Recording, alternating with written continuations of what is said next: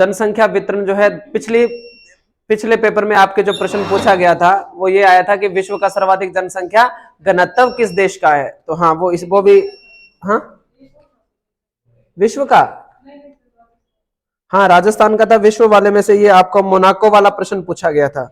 तो ये सारी चीजें अपने को पढ़नी है। सभी को नोट्स मिल गए क्या?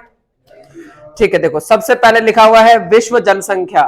जनसंख्या को प्रभावित करने वाले कारक। सबसे पहली बात इसने क्या कही है कि जनसंख्या जो है उसको प्रभावित करने वाले जो कारक है वो क्या क्या है, जनसंख्या प्रभावित कैसे होती है। तो इसमें सबसे पहले देखो दे रखे हैं कौन से कारक, भौतिक कारक। मतलब भूमि के आधार पर भी जनसंख्या क्या होती है, वितरित होती है। क्योंकि अगर कहीं पर अनउपजाऊ भूमि है तो वहां पर जनसंख्या क्या रहेगी, कम रहेगी। और अगर कहीं पर उपजाऊ भूमि है तो वहां जनसंख्या क्या रहेगी, ज्यादा रहेगी। या जहां पर औद्योगिक क्षेत्र है वहां पर जनसंख्या अधिक रहेगी, और या कहीं पर वन क्षेत्र है तो वहां पर जनसंख्या क्या रहेगी, कम रहेगी। दोनों में रोजगार जो होते हैं ना उनको भी वो भी प्रभावित करते हैं। जहां पर रोजगार के अच्छे संसाधन होंगे वहां पर जनसंख्या अधिक होगी, और जहां पर रोजगार जो होगा इसकी समस्या होगी तो वहां जनसंख्या क्या रहेगी, कम रहेगी। तो ये भी बात है अपने। तो देखो भौतिक कारक, भौतिक कारक में सबसे पहले क्या दे रखा है, जलवायु। क्या दे रखा है बेटा, जलवायु। तो जलवायु प्रभावित करती है बेटा। जहां पर अधिक वर्षा होगी वहां पर लोग भी अधिक होंगे, जहां पर कम वर्षा होगी वहां पर लोग क्या रहेंगे, कम रहेंगे। इसका मतलब जलवायु प्रभावित करती है जनसंख्या को। मृदा, उपजाऊ मृदा होगी वहां पर जनसंख्या अधिक, और अनउपजाऊ मृदा होगी वहां पर जनसंख्या कम रहती है। भूमि इत्यादि, भूमि की स्थल आकृति भी तो प्रभावित करती है। स्थल आकृति की बात करें, पहाड़ी क्षेत्र में जनसंख्या कम और मैदानी क्षेत्र में जनसंख्या ज्यादा होगी। ठीक है बेटा, तो ये प्रभावित करते हैं। आगे देखो सांस्कृतिक कारक भी प्रभावित करते हैं। धर्म, धर्म प्रभावित करता है या नहीं करता, बताओ भी। जहां पर किसी विशेष क्षेत्र के अंदर कोई विशेष धर्म की मान्यता होगी वहां पर उस धर्म की जनसंख्या क्या होगी, ज्यादा होगी। ठीक है बेटा। और जहां पर, और एक और बात है, जहां पर धर्म को लेकर विवाद होते हैं ना उस क्षेत्र में जनसंख्या क्या होगी, कम होगी। अब जैसे पाकिस्तान देखें तो वो अपना एक स्पेशल धर्म रखता है जी, कौन सा, इस्लाम। तो बाकी धर्मों को कोई रिस्पेक्ट नहीं देता है, तो वहां पर बाकी धर्मों के लोग क्या रहेंगे, कम रहेंगे। भारत क्या है, सभी धर्मों को बराबर अधिकार देता है, तो सारे धर्मों के लोग यहाँ पर आराम से खुशहाली से रहते हैं। आगे देखो भाषा, भाषा प्रभावित करती है या नहीं करती। देखो भाषा पर कितने कितने विवाद चलते हैं, आंदोलन चलते हैं। अपने राजस्थान में भी चल रहा है माइड भाषा को लेकर, या राजस्थानी को मान्यता देकर आंदोलन चल रहे हैं ना। तो भाषा को लेकर भी जनसंख्या क्या होती है, प्रभावित होती है। भाषा में जिसको जो भाषा पसंद है वो वहीं पर रहना पसंद करते हैं। ठीक है। और भाषा से संबंधित अगर कहीं पर विवाद होते हैं वहां पर लोग कम रहना पसंद करते हैं। आर्थिक कारण हमने पढ़ लिए, रोजगार के संसाधन होंगे वहां जनसंख्या अधिक, नहीं होंगे वहां कम। उद्योग होंगे वहां जनसंख्या ज्यादा। जैसे देखो हमने कोटा पढ़ा है, कोटा की जनसंख्या ज्यादा है। जयपुर में औद्योगिक क्षेत्र पड़े हैं तो जयपुर में जनसंख्या ज्यादा है। तो जहां पर रोजगार होगा वहां पर जनसंख्या अधिक होगी। खनिज वाले क्षेत्र में भी जनसंख्या अधिक होगी, और कृषि वाले क्षेत्र में भी जनसंख्या क्या होगी, अधिक होगी। अगर ऐसी चीजें नहीं है तो जनसंख्या कम होगी। ठीक है बेटा। आगे देखो राजनीतिक कारक, जहां पर सरकार की नीतियां अच्छी होगी, जहां पर सरकार की नीतियां अच्छी होगी वहां पर, इधर आ जाओ बेटा, आगे आ जाओ। ममता ये सही करो बेटा, हाँ ये उठा लो एक बार, इधर। तो आगे देखो बेटा इसमें क्या लिखा हुआ है कि जहां पर सरकार की नीतियां अच्छी होगी वहां पर जनसंख्या अधिक रहेगी, और जहां पर सरकार की नीतियां बुरी है वो वहां जनसंख्या कम रहेगी। और अगला पार्ट क्या है, युद्ध।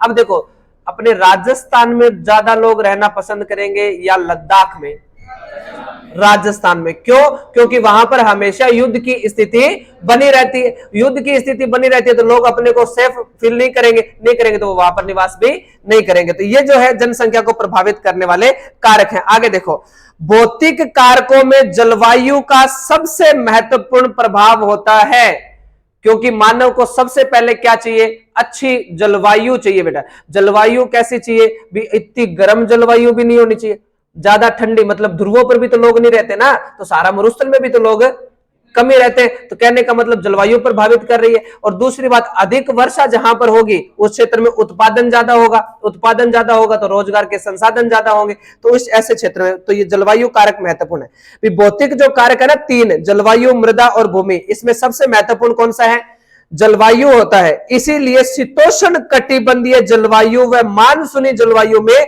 अधिक जनसंख्या निवास करती है। इसका मतलब देखो, ना तो उष्ण कटिबंधीय में ज्यादा रहती, उष्ण कटिबंधीय कौन सा क्षेत्र होगा? गर्म क्षेत्र। उष्ण का मतलब क्या होता है? गर्म क्षेत्र। तो ना तो ज्यादा गर्म क्षेत्र में रहेगी जनसंख्या और ना ही शीत कटिबंध में। शीत कटिबंध मतलब ठंडे क्षेत्र में रहेगी। तो कहां रहेगी जनसंख्या? जहां मीडियम मौसम होगा, मतलब है शीतोष्ण कटिबंध में। और दूसरा कौन सा? मानसूनी। मानसूनी मतलब वर्ष भर जहां पर वर्षा होती रहे, ऋतु के हिसाब से होती रहे, तो वो कृषि प्रधानता या वो चलता रहता है उनके जीवन यापन। तो वापस से पढ़िए बेटा सारे। भौतिक कारकों में जलवायु का सबसे महत्वपूर्ण प्रभाव होता है। भौतिक कारकों में जलवायु इंपॉर्टेंट है, इसीलिए शीतोष्ण कटिबंधीय जलवायु व मानसूनी जलवायु में अधिक जनसंख्या पाई जाती है। ठीक है बेटा, कोई दिक्कत नहीं। आगे देखो, विश्व जनसंख्या वितरण की विशेषताएं।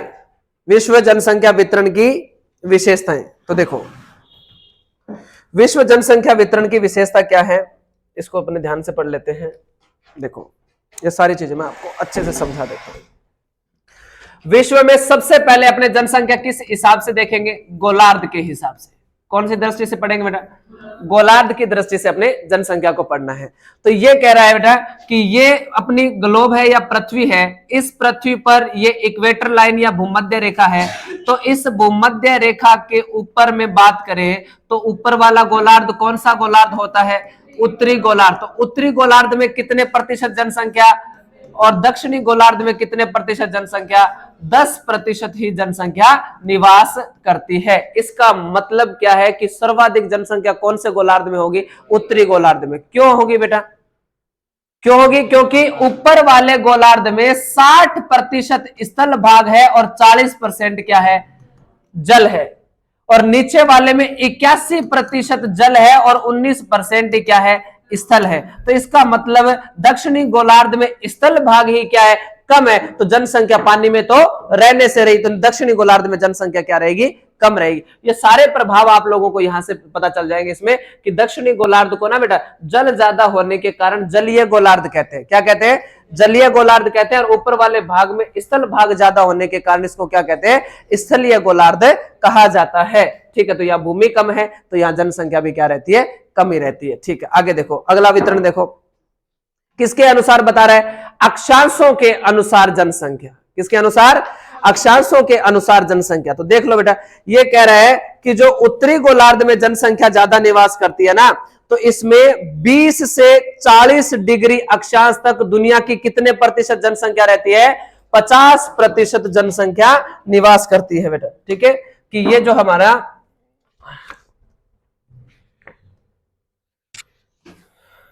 ये पृथ्वी है, ये बिल्कुल 0 डिग्री है, और ये मान लेते हैं 20 डिग्री, और 20 डिग्री से कितने डिग्री मान लेते हैं? 40 डिग्री। ये ऐसे प्रश्न ही ऐसे ही प्रश्न आते हैं बेटा कि लगभग दुनिया का 50% जो दुनिया का हिस्सा जो है वो किन अक्षांशों के मध्य अवस्थित है? तो आप बता दो, 20 से 40%। यहां पर रहेंगे बेटा दुनिया के कितने प्रतिशत? 50%। और 40 से ऊपर कितने तक बेटा? 60 तक। 20-20 का गैप है बेटा। ठीक है, 20-40 से और 60 डिग्री अक्षांश। ऊपर कितने परसेंट रहेगी बेटा? 30%। अब देखो, उत्तरी गोलार्ध में हमने टोटल कितना पढ़ा? 90%। कुल दुनिया का कितना प्रतिशत है उत्तरी गोलार्ध में? 90%। लेकिन ये कितना हो गया? 80। तो 80 का मतलब है कि कुछ तो प्रतिशत है, 20 से भी नीचे रहते ही होंगे, क्योंकि भारत भी तो बेटा 8 डिग्री से शुरू हो जाता है। तो 8 से 20 तक तो दक्षिण भारत में लोग रहेंगे, तो कुछ तो प्रतिशत होगा ही उनका, और कुछ है 60 से भी तो ऊपर रहते ही होंगे। ठीक है बेटा, इस प्रकार से 10% जो बचा है वो ऊपर नीचे हो जाएगा। तो ये सर्वाधिक जनसंख्या, दुनिया की आधी जनसंख्या कितनों के मध्य? 20 से 40 के मध्य पाई जाती है। ये अक्षांशों के अनुसार हो गया। अब ये आगे देखो, 45 डिग्री से 55 डिग्री नॉर्थ यूरोप की जनसंख्या गुत्थी। कारण क्या है बेटा? यहां पर लोहा प्लस कोयला। हम लोगों ने पढ़ा है ना, यूरोप की बात कर रहा है बेटा ये। और यूरोप में लोहा और कोयले के लिए कौन सा क्षेत्र पड़ा है? रूर प्रदेश। और रूर प्रदेश जर्मनी का लोहा और कोयले के लिए जाना जाता, हमने पढ़ा है। तो इसमें ये कह रहा है कि ये जो है ना 45 से 55, देखो यहां से ये 45 मान लेते हैं और ये मान लेते हैं 55। तो इसके मध्य कौन सी जनसंख्या सबसे ज्यादा रहती है बेटा? यूरोपीय जनसंख्या ज्यादा रहती है। और इस जनसंख्या रहने का कारण क्या है बेटा? यहां पर लोहे का क्षेत्र होना और प्लस कोयला यहां से निकलना। विश्व की कोयला नदी किसे कहा जाता है? राइन नदी को तो कहते हैं। ठीक है, आगे देखो, अगला पेज निकालिए। ये ऊपर से काट दो बेटा इसको, RJSS और ये है ना, ये इनको काट दो अच्छे से। आगे देखो, ऊंचाई के अनुसार जनसंख्या बेटा, ऊंचाई के अनुसार जनसंख्या। तो ऊंचाई के अनुसार जनसंख्या कहने का मतलब क्या? देखो, ऊंचाई के अनुसार जनसंख्या, आराम से सारे पढ़ते रहो बेटा, कि ये है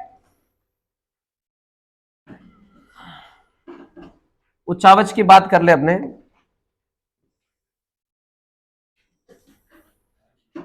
इस प्रकार से भूमि है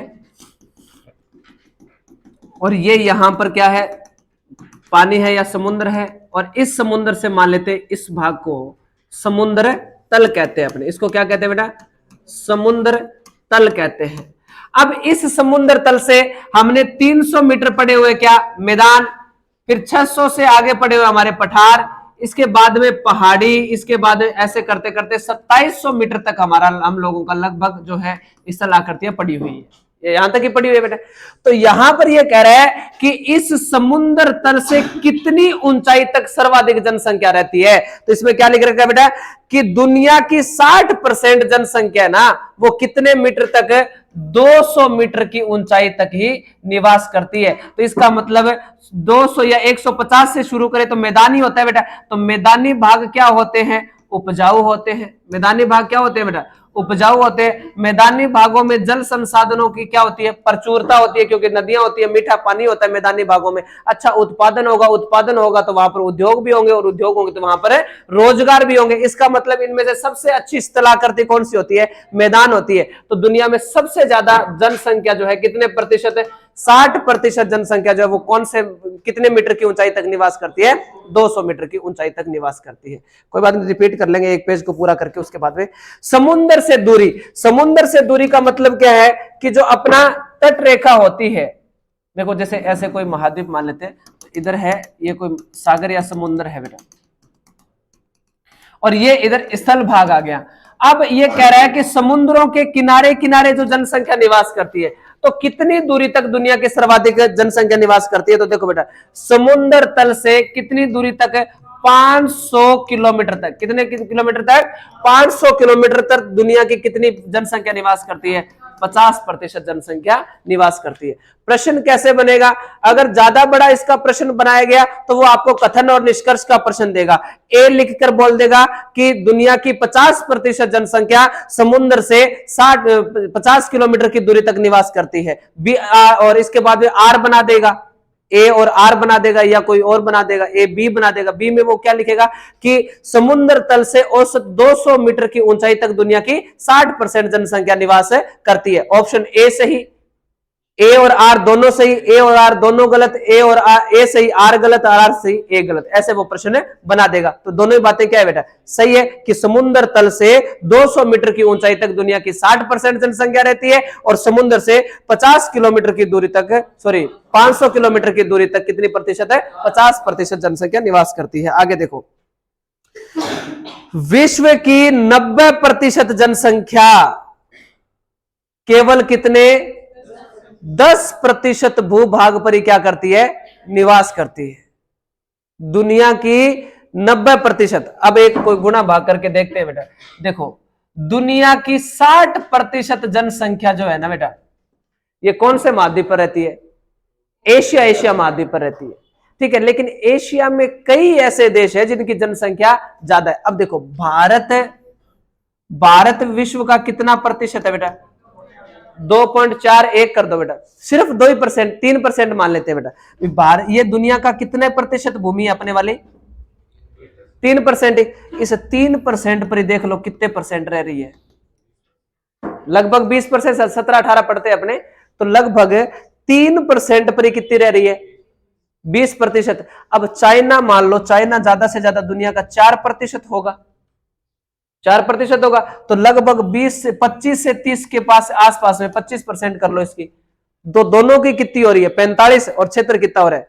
7%। अब मोनाको देखो, जो आपके प्रश्न आया था मोनाको, अब मोनाको का कितना क्षेत्र होगा? एक ही तो देश की बात करें, छोटा सा देश है, 36,000 लोग प्रति वर्ग किलोमीटर दिखाते हैं उसका जनसंख्या घनत्व।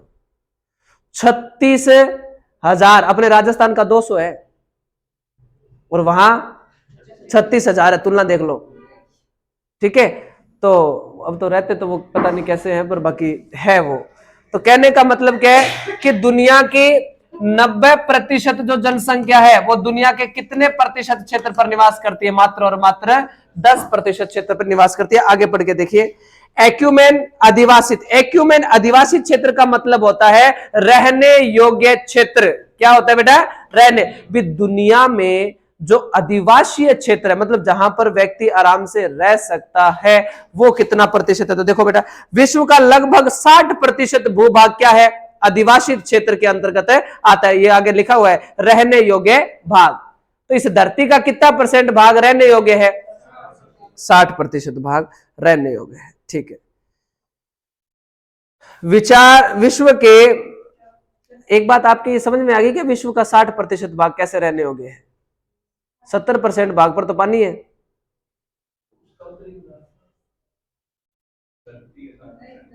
हाँ, स्थल भाग का 60%, समझ गए ना बेटा? टोटल स्थल भाग का कितना प्रतिशत है? 60% है। ये पानी मत जोड़ लेना इसमें। ठीक है, अब आगे देखो, विश्व के 4 प्रमुख जन समूह है, मतलब ज्यादा जनसंख्या वाले जो है ग्रुप कौन कौन से हैं? ठीक है, तो पहला देख लो, उत्तरी पूर्वी यूएसए। उत्तरी पूर्वी यूएसए कितना परसेंट है बेटा? 5%। पश्चिमी यूरोप कितना? 25%। दक्षिणी पूर्वी एशिया कितना प्रतिशत? 25। और पूर्वी एशिया 25। मतलब यहां पर इतने बड़े बड़े जनों के समूह रहते हैं बेटा कि दुनिया का देख लो, दक्षिणी पूर्वी एशिया एक भाग माना है इन्होंने, और इसमें दुनिया का कितना प्रतिशत है? 25%। और कारण भी देख लो, कारण क्या है यहां इतनी जनसंख्या रहने का? कृषि विकास। क्या है बेटा? कृषि विकास है। और इधर देख लो, यूएसए को और पश्चिमी यूरोप को जोड़ के नीचे लिखा हुआ है, इसका कारण क्या है? औद्योगिक विकास है। बस ठीक है, दो ही तो कारण है, एक उद्योगों के विकास के कारण प्रसिद्ध है और एक कृषि के कारण प्रसिद्ध है। और यहाँ दुनिया के लगभग कितने हो गए? 25 और 25 50, 75 और 5 80, तो 80% जनसंख्या इतने से 4 ही क्षेत्रों में निवास करती है। पूर्वी एशिया, और ये तो हमने पढ़ लिया। ठीक है बेटा, विश्व जनसंख्या दिवस कब मनाया जाता है बेटा? 11 जुलाई को, ऊपर लिखा हुआ है ना 11 जुलाई को। और विश्व की जनसंख्या लगभग कितनी हो चुकी है? 8 अरब हो चुकी है। ये भी ध्यान रखना। ये प्रश्न बहुत अच्छा बना था बेटा एक बार, ठीक है, पढ़ाया था ना, 2012 में प्रश्न आया था। बता तो, हाँ अभी कर देता हूं बेटा। देखो पहले इस प्रश्न को देखो, राजस्थान की जनसंख्या विश्व की जनसंख्या का, विश्व की जनसंख्या का कितना बताना नहीं है किसी को, कितना प्रतिशत, कितना प्रतिशत है? ठीक है, ये मान लेते हैं आपका प्रश्न है ए बी सी और डी। 10.41, 2.41, 7%, 1%। ये प्रश्न आया था बेटा फर्स्ट ग्रेड 2012 के अंदर, फर्स्ट ग्रेड 2012 में आया था ये। हाँ, एक मिनट रुके, आपका पहला दिन है ना आज? ठीक, हाँ शाबाश। क्या मेरे क्या दिक्कत नहीं है, आएगी तब बंद करवा देंगे। डी, शाबाश है। ए, अरे आपको पता है ना ये इसका कितना हो जाएगा? 1% होगा क्या? हाँ शाबाश। अरे 10.41% तो राजस्थान का क्षेत्रफल है, भारत के क्षेत्रफल का। इसीलिए उसने प्रश्न में लिखा है भी ये कोई ना कोई आंकड़ा है, इसको डाल दे, आधे तो यही शहीद हो जाएंगे। इस ऑप्शन पर ए पर ही है ना। और फिर उसने जानबूझ के डाला 2.41, ये भी कईयों का पड़ा होता है क्योंकि ये भारत का क्षेत्रफल विश्व के क्षेत्रफल का है ना। और सी में डाल दिया 7, तो कई पढ़ के जाते हैं ना कि लगभग 7 करोड़ जनसंख्या है, ये लगभग अपने राजस्थान की 6.86 के आसपास आती है, तो 7 के आसपास आती है। लेकिन ये कितना हो जाएगा, 1% हो जाएगा, क्योंकि देखो ये जब 2012 में प्रश्न पूछा गया था ना, उस समय विश्व की जनसंख्या थी बेटा 700 करोड़। कितनी थी बेटा, 700 करोड़ थी। और अपने भारत की जो अपने राजस्थान की जो जनसंख्या थी उस समय लगभग कितनी थी बेटा, 7 करोड़ जनसंख्या थी। तो ये 700 है और ये 7 है, तो मतलब 100 का 1 कितना प्रतिशत होता है, 1% होता है। समझिए क्या मेरी बात को। तो विश्व की कुल जनसंख्या का राजस्थान की जनसंख्या कितने प्रतिशत है, 1% है। ठीक है, ये भी आपको ध्यान रखना है। ओके, अब आगे देख लो। पूर्वी एशिया से अधिक दक्षिणी पूर्वी एशिया लगभग जनघनत्व का कारण कृषि विकास है। ये यहां पर यही तो बात है योगेश, ये कह रहा है कि पूर्वी एशिया में और दक्षिणी क्या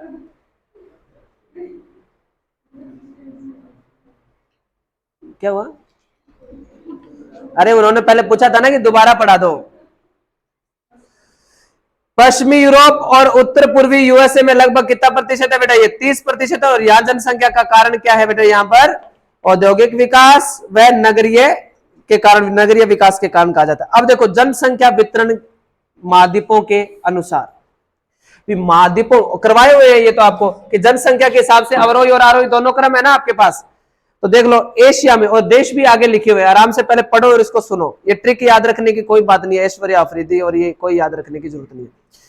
तो अब देखो आगे, महाद्वीप, सबसे जनसंख्या वाला, अधिक जनसंख्या वाला एशिया, दूसरा अफ्रीका और तीसरा यूरोप। इसका मतलब क्या बेटा कि ये 3 आपको आगे प्रतिशत भी दे रखे हैं, 60%, 16.5% और 10%। ठीक है, इसके बाद में दक्षिणी अमेरिका और फिर उत्तरी अमेरिका और उसके बाद में ओशनिया मतलब ऑस्ट्रेलिया। ठीक है, क्योंकि ऑस्ट्रेलिया आपको याद रखने की जरूरत है बस, क्योंकि सबसे कम जनसंख्या वाला वो ही करेंगे। और अंटार्कटिका पर तो जनसंख्या है ही नहीं, वो तो बर्फ ही बर्फ है वहां पर, तो वो तो जन शून्य वाला महाद्वीप है। निर्जन एवं निरासन पढ़ाया था आप सभी को मैंने, निर्जन एवं निरासन महाद्वीप। ठीक है, देश में देख लो बेटा, एशिया का सर्वाधिक जनसंख्या वाला देश चीन है, कितने प्रतिशत, और भारत दूसरा सबसे बड़ा देश है जनसंख्या में एशिया में।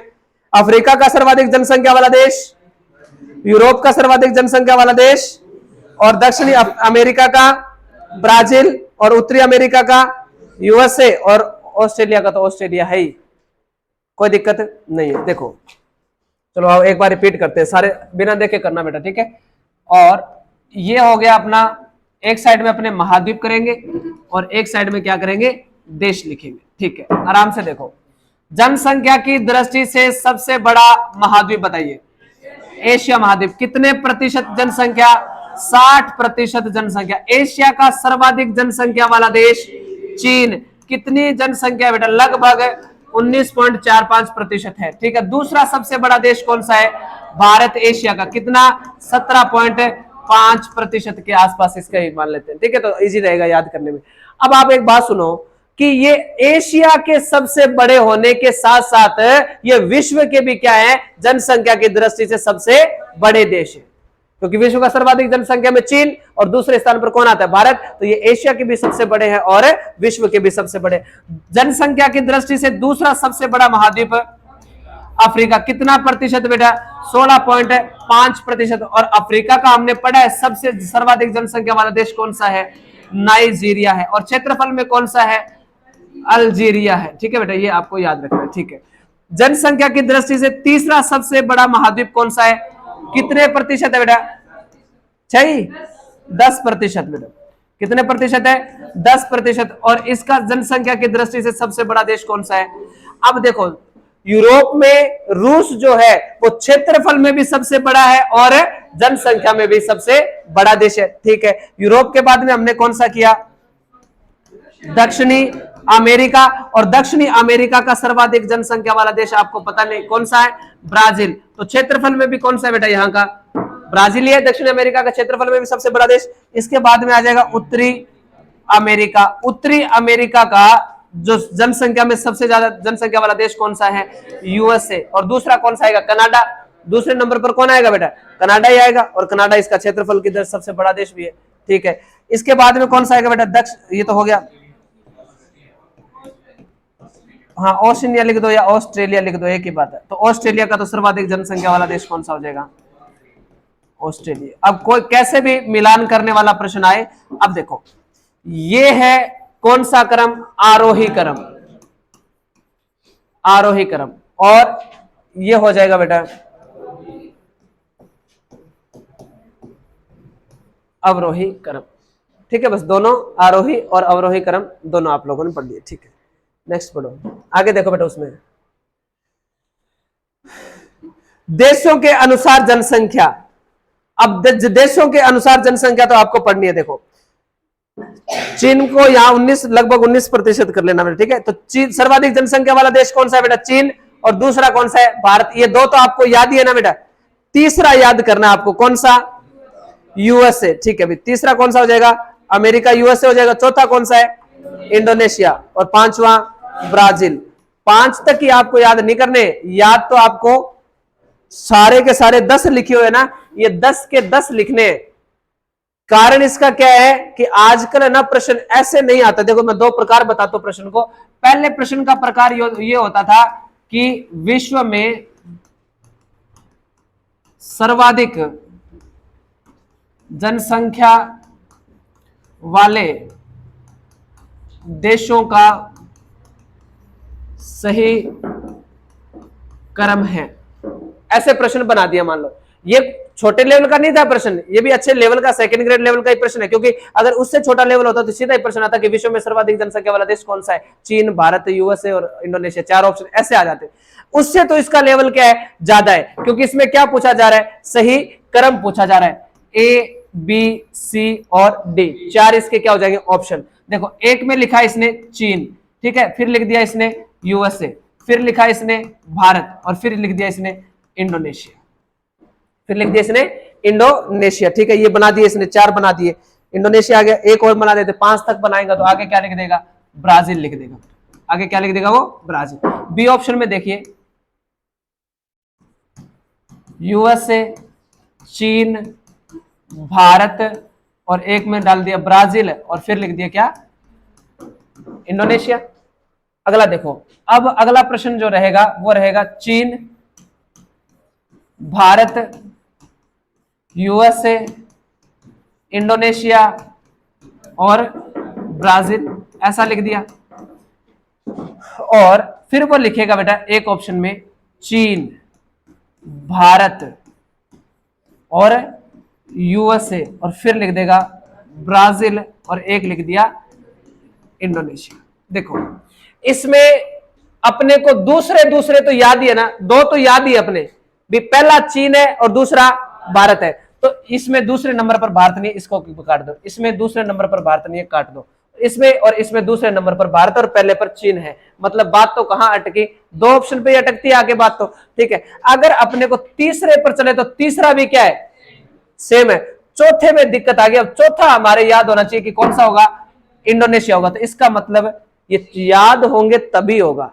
इसका मतलब समझेगा भी, सिर्फ 2 से निर्धारित हो जाता अगर छोटा मतलब प्रश्न बनाते ना लेवल का, तो अब ये चौथे पर जाकर पता चलेगा। लेकिन इससे भी कठिन प्रश्न कौन सा है? इससे भी कठिन प्रश्न कौन सा है? वो होगा इससे इजी ही। देखो दोनों को एक साथ लिखकर अपने कल्पना करते हैं। निम्न में से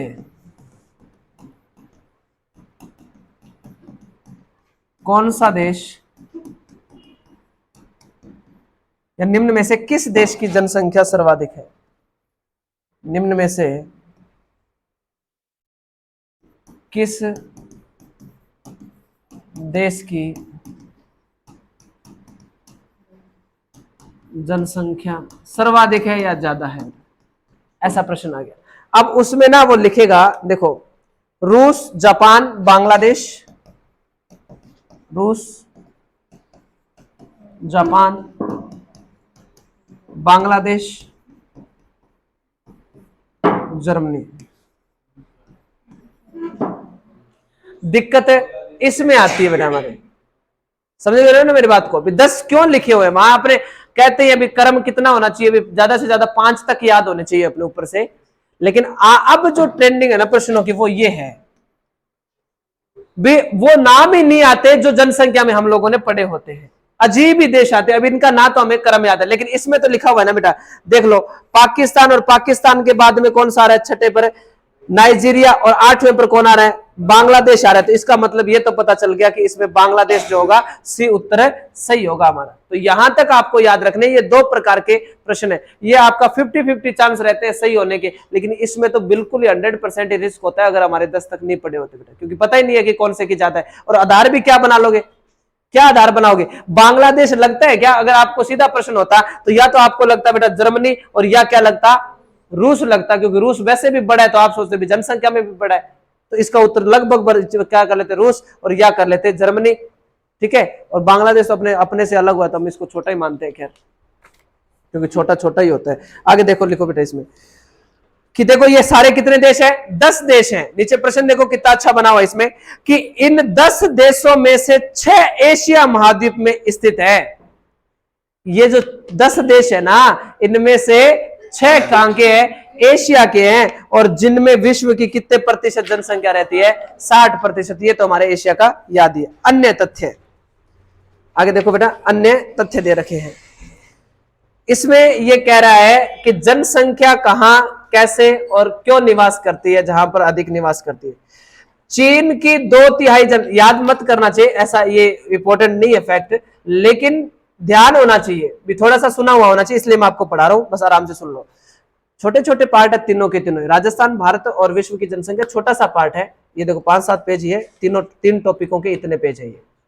तो 2 बार अगर मैं आपको पढ़ा दूं ये, तो यहीं पर अपने को पता चलने लग जाएगा भी प्रश्न कैसे आएंगे। चीन की 2/3 जनसंख्या पूर्वी व दक्षिणी पूर्वी भागों में तटीय क्षेत्रों में निवास करती है, मुख्यतः नदी घाटियों में निवास करती है। देखो बेटा, जब मैंने आप लोगों को एशिया महाद्वीप पढ़ाया होगा, तब आपको ये इस प्रकार से आपको क्षेत्र बताया था कि ये जो इतना चीन का क्षेत्र आता है ना, यहां पर ये इतना, इसको कहते हैं अपने मंचूरिया। क्या कहते हैं बेटा, पढ़ाया हुआ ना बेटा, मंचूरिया। और इसमें मैंने आपको क्या बताया, इसी क्षेत्र में सर्वाधिक क्या होते हैं, खनिज। इसी क्षेत्र में इसकी क्या है, राजधानी। इसी क्षेत्र में इसकी क्या बेटा, राजधानी। और यहीं से हवांगो और दोनों नदियां आती है। तो ये करवाया था मैंने आपको सिचुआन बेसिन। तो ये दक्षिणी दिशा है और ये पूर्वी है। तो कौन सी क्षेत्र में सर्वाधिक जनसंख्या रहती है बेटा, दक्षिणी पूर्वी। और ये इधर प्रशांत महासागर है आएगा, तो इसको क्या बोलेंगे, अपने तटवर्ती क्षेत्र में जनसंख्या निवास करती है। क्योंकि यहां क्यों नहीं करेंगे बेटा, ऊपर तो गोपी मरुस्थल आ गया, इधर तो गोपी मरुस्थल आ गया ना बेटा, ऊपर मंगोलिया और गोपी मरुस्थल आ गया, तो फिर जनसंख्या तो कम होनी है, ठीक है बेटा। और दूसरी बात, यहां पर हम लोग पढ़ते हैं पामीर और तिब्बत का पठार, तो ये पठारी क्षेत्र आ गया, तो पठारी क्षेत्र में भी जनसंख्या कम ही निवास करती है। हाँ, यहां तो तिब्बती लोग है बेटा, ये तो विवादित सा क्षेत्र रहता है, क्योंकि यहां हमने प्रभावित करने कार्यक्रम में पढ़ा ना, युद्ध, जो युद्ध वाले क्षेत्र होंगे वहां पर जनसंख्या कम ही रहेगी। तो एक तो ये भारत के साथ विवादित क्षेत्र है, दूसरा यहाँ पर तिब्बती लोग है, दूसरा यहाँ पर ये किसका क्षेत्र है, तिब्बती लोगों का। और तिब्बती लोग यहाँ चीन में तो कम निवास करते हैं, बाकी सारे कहाँ रहते हैं, बाहर ही रहते हैं। उनका व्यवसाय क्या है, अलग अलग देशों में। अरे अपने भी तो आ जाते हैं, कितने सारे तिब्बती हर वर्ष काम करने के लिए आते हैं। तो इस क्षेत्र में जनसंख्या क्या है, कम है। तो चीन की सर्वाधिक जनसंख्या कौन से क्षेत्र में है, दक्षिणी पूर्वी क्षेत्र में या पूर्वी क्षेत्र में। कारण क्या है, तटवर्ती क्षेत्र है, नदियां हैं, खनिज भी इधर ही है, और इनकी राजधानियां भी इधर ही है, ठीक है। अब देखो पश्चिमी राजस्थान में जनसंख्या रहने का कारण क्या है, तो आईजीएनपी। बड़ी सिंपल सी बात है बेटा, यहां पर पानी की व्यवस्था हुई तो अब पश्चिमी राजस्थान में जनसंख्या रहने लगी। जावा इंडोनेशिया द्वीप में अधिक जनसंख्या, कारण क्या है, वहां पर उपजाऊ मृदा। इंपॉर्टेंट लगा दो बेटा, इंपॉर्टेंट लगा दो, क्योंकि जावा और ये सारे है ना चर्चा में रहे हुए हैं।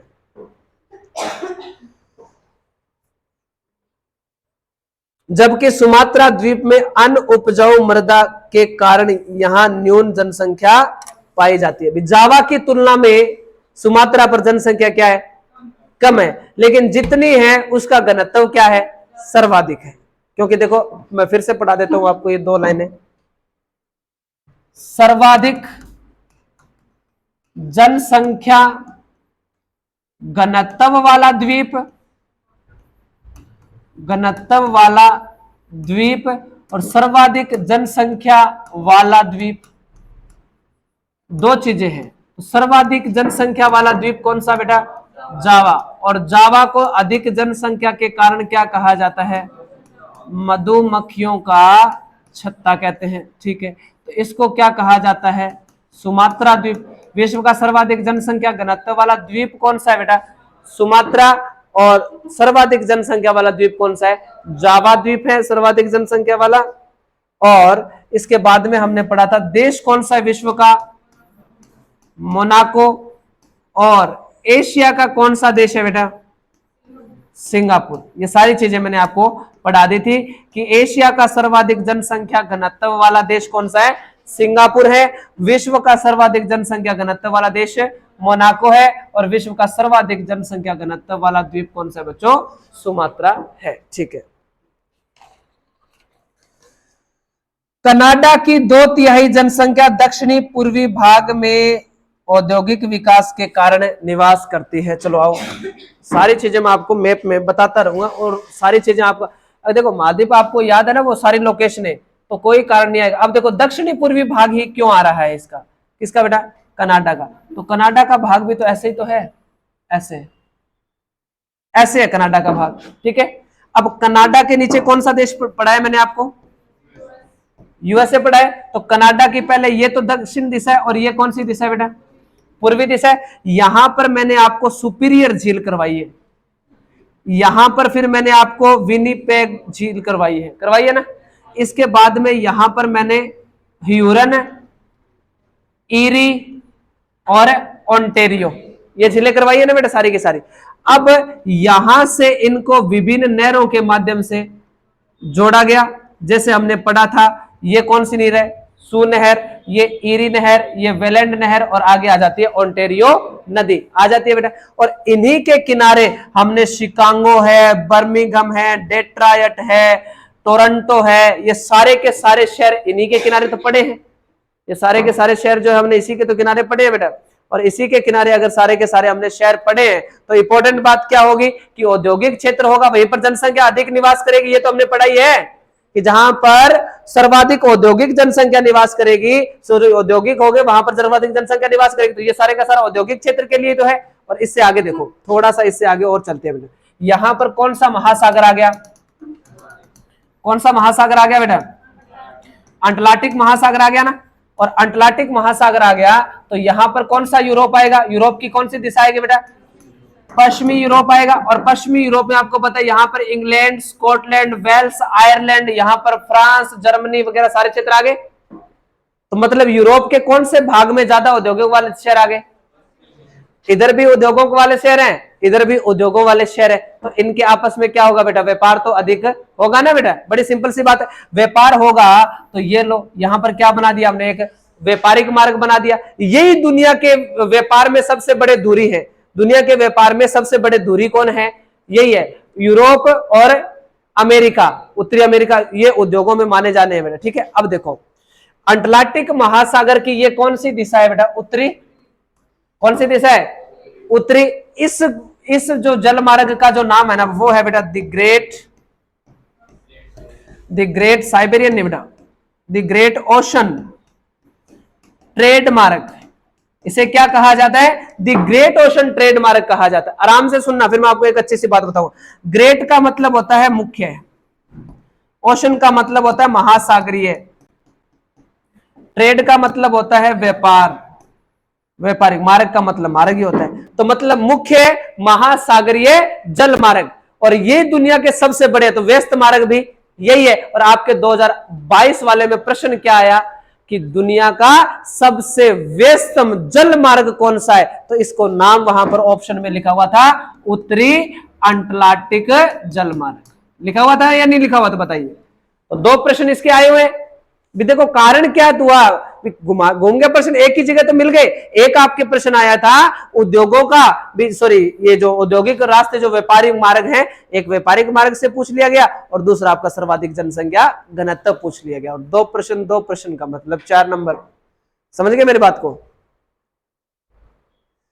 हाँ, तो ध्यान से सुनना, उत्तरी अटलांटिक जो जल मार्ग है बेटा ये दुनिया का सबसे व्यस्तम जल मार्ग है। अब आपको देखो व्यस्तम जल मार्ग पता है ना, पता है क्या? Yes and no? पता है क्या? ठीक है। दुनिया का सबसे व्यस्तम रेलवे स्टेशन भी पता होगा। तो दुनिया का सबसे व्यस्तम बंदरगाह भी पता होगा। तो दुनिया का सबसे व्यस्तम अंतरराष्ट्रीय हवाई अड्डा भी पता ही होगा, है ना? अब बताओ, आप में से आ जाए उनका तो क्या, जो 3 दिन पहले से आने शुरू हुए हैं, मैं उनको भी कह रहा हूं, क्या ये चारों चीजों आपको करवा दी गई है? व्यस्तम हवाई अड्डा, व्यस्तम रेलवे स्टेशन, व्यस्तम बंदरगाह और व्यस्तम जलमार्ग, चारों चीजें आपकी कंप्लीट है इसमें। ठीक है, ओके। अब याद है आपको नहीं है वो आपकी मर्जी है बेटा। ठीक है, आगे देखो। तो कनाडा की 2/3 जनसंख्या, समझ गए क्या बेटा? कनाडा की 2/3 जनसंख्या दक्षिणी पूर्वी भाग में क्यों निवास करती है? तो किस कारण करती है? औद्योगिक विकास के कारण निवास करती है। ठीक है, आगे देखो। पाकिस्तान की अधिकांश जनसंख्या, पाकिस्तान का तो पता ही है बेटा हमें, सिंधु नदी के आसपास। तो सिंधु सतलज दोआब जो है बेटा, इनके बीच में डेल्टाई क्षेत्र में निवास करती है, क्योंकि यही उपजाऊ क्षेत्र है इनका। बाकी तो इनके भी मरुस्थली है, थार का मरुस्थल है, चेलिस्तान कहते हैं। बांग्लादेश की 90% जनसंख्या, इनका तो एक ही साधन है, कौन सा? गंगा ब्रह्मपुत्र नदी जाती है, ठीक है, इसके किनारे निवास करते हैं। यूएसए व कनाडा की 85% जनसंख्या 100 डिग्री, क्या भाई, पश्चिमी देशांतर के पूर्वी भागों में व 30 से 45 डिग्री उत्तरी अक्षांशों के मध्य पाई जाती है। तो ये बना रखा है ना इसने, आगे ये चित्र बना दिया। देखो आगे मैं समझाता हूं, बड़ा चित्र बना देते हैं।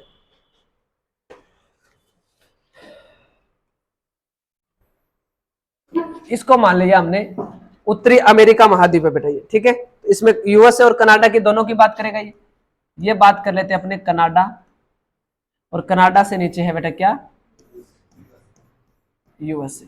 और मान लो ये है कितने बेटा? 100 डिग्री पश्चिमी देशांतर, 100 डिग्री पश्चिमी देशांतर है, क्योंकि ये पश्चिमी, यहां पर कौन सा महासागर आएगा? अंटार्कटिक महासागर। अंटार्कटिक में यहां पर कौन आएगा? ब्रिटेन। और ब्रिटेन में तो कितने डिग्री है? 0 डिग्री। तो इधर वाली दिशा पश्चिमी तो हुई बेटा, उधर वाली पूर्वी हुई। जनसंख्या ये देशांतर तो पड़े हुए सभी के, ठीक है। तो अब ये कह रहा है कि इससे इधर इधर इसकी जनसंख्या पाई जाती है 100 डिग्री पश्चिमी देशांतर के पूर्व में। यहां पर अब देखो, यहां पर अपने को देखने हैं कि अक्षांश कितने से कितने हैं। तो कितने बेटा? 30 डिग्री नॉर्थ से, मान लेते हैं कि यहाँ 30 डिग्री उत्तरी अक्षांश से कितने डिग्री बेटा? हाँ, 45 डिग्री, 45 डिग्री अक्षांशों के मध्य ये लो। और ये जो क्षेत्र है ना इतना यूएसए का और कनाडा का, इस क्षेत्र में इसकी कितने प्रतिशत बेटा? 85% जनसंख्या क्या करती है? निवास करती है। तो देख लो, अब पढ़ के देखो इसको। यूएसए व कनाडा की 85% जनसंख्या 100 डिग्री पश्चिमी देशांतर के पूर्वी भागों में व 30 से 45 डिग्री अक्षांशों के मध्य पाई जाती है। ठीक है, तो ये यहां पर लिख देते हैं। बस आगे चलो, आगे पढ़ो। विश्व की 50% जनसंख्या कृषि पर निर्भर है। ये तो मैंने जब आपको कृषि पढ़ाई थी तभी पढ़ा दी थी बेटा, ये पढ़ा दिया था ना मैंने आपको। देखो चलो सुन लो सारे एक बार फिर से। विश्व की कितने प्रतिशत जनसंख्या कृषि कार्य में लगी हुई है, और भारत की कितने प्रतिशत जनसंख्या लगी हुई है, और राजस्थान की कितने प्रतिशत है? तो विश्व की 50%, भारत की 55%, राजस्थान की लगभग 70 से 72% जनसंख्या कौन से कार्य में लगी हुई है? कृषि एवं उससे संबंधित कार्यों में लगी हुई है। सिर्फ कृषि नहीं बोलेंगे, कृषि एवं उससे संबंधित कार्यों में संलग्न है। आगे देखो, इजराइल में अधिक जनसंख्या का कारण क्या है? अनुसंधान हेतु जाना, प्रशिक्षण ज्यादा होते हैं, तो इंपॉर्टेंट है टेक्नोलॉजी। इसके आगे इंपॉर्टेंट लगाओ, इजराइल के आगे। और आगे ये जॉर्ज बी क्रेशी है ना, ये 12th क्लास की बुक का पार्ट है बेटा, 11th की क्लास को या 12th की क्लास की बुक से ये लाइन उठाई गई है। तो ये इसके आगे इंपॉर्टेंट लगा दो, क्योंकि आपका पिछला पेपर देखा होगा, सारा के सारा एनसीईआरटी से आया है, समझ रहे हो? ये गंगा वाला जो प्रश्न आया था ना, इतना उलझा हुआ जो प्रश्न आया था कि शवों को सीधा डालना, अस्थियों का बहाना, ये सीधा क्या सीधा मेरे ख्याल 6ठी पता नहीं 7वीं की क्लास से प्रश्न आया है आपके, ठीक है, 7वीं में है ना। हाँ, तो अब देखो ये क्रेशी ने क्या बात लिखी है एशिया में बहुत अधिक स्थानों पर, तो कम जनसंख्या और बहुत कम स्थानों पर अधिक लोग रहते हैं। इसका सिंपल सी बात है, जहां रहते हैं वहां तो बहुत रहते हैं और जहां नहीं रहते वहां बिल्कुल ही नहीं रहते। बात तो ये है, क्योंकि ये इजी लगी होगी नहीं, इससे तो वही ठीक है ना। देख लो, दोबारा पढ़ के देखो। एशिया में ज्यादा स्थानों पर तो कम लोग रहते हैं और कम स्थानों पर ज्यादा लोग रहते हैं। अब तो समझ में आ गई होगी, तो दोबारा से पढ़ लो फिर। अब एशिया में बहुत अधिक स्थानों पर कम लोग तथा कम स्थानों पर अधिक लोग रहते हैं, ये कथन किसका है? जॉर्ज बी क्रेसी का है। ठीक है, अब ये आपको पढ़ना नहीं है। जनसंख्या घनत्व के जो सूत्र है ना, ये आपको नहीं पढ़ने हैं। नीचे सीधे आ जाइए आप, विश्व का औसत जन घनत्व। ये मैंने आपको पढ़ाया था ना, इससे मैं बताऊं कि आपको फर्स्ट ग्रेड में भी सीधा ही प्रश्न आया था बेटा इसका। ये जो लास्ट पेज है ना, मालथस, आपके पेपर के थोड़े दिनों बाद तो फर्स्ट ग्रेड का पेपर हुआ था और फर्स्ट ग्रेड में मालथस का प्रश्न आ गया था, और मैं बताऊंगा मालथस का प्रश्न क्या आया था। पहले एक बार वापस से चलो, एक पेज हो गया ना पूरा, ठीक है, 2 हो गए। वापस पहले पेज से आओ सारे, पहले पेज से पढ़ो सारे फटाफट। मैं पढ़ाता हूं आपको। ये जनसंख्या वाला कर लेंगे आराम से, आज 3 टॉपिक है, तीनों खत्म कर देंगे, ठीक है। हाँ,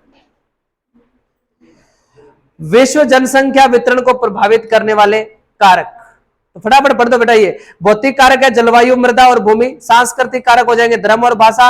आर्थिक कारण, रोजगार, उद्योग, खनन और कृषि। और राजनीतिक कारण, सरकार की नीतियां, युद्ध इत्यादि। ठीक है, भौतिक कारकों में सबसे अच्छा कारक कौन सा है बेटा? जलवायु है।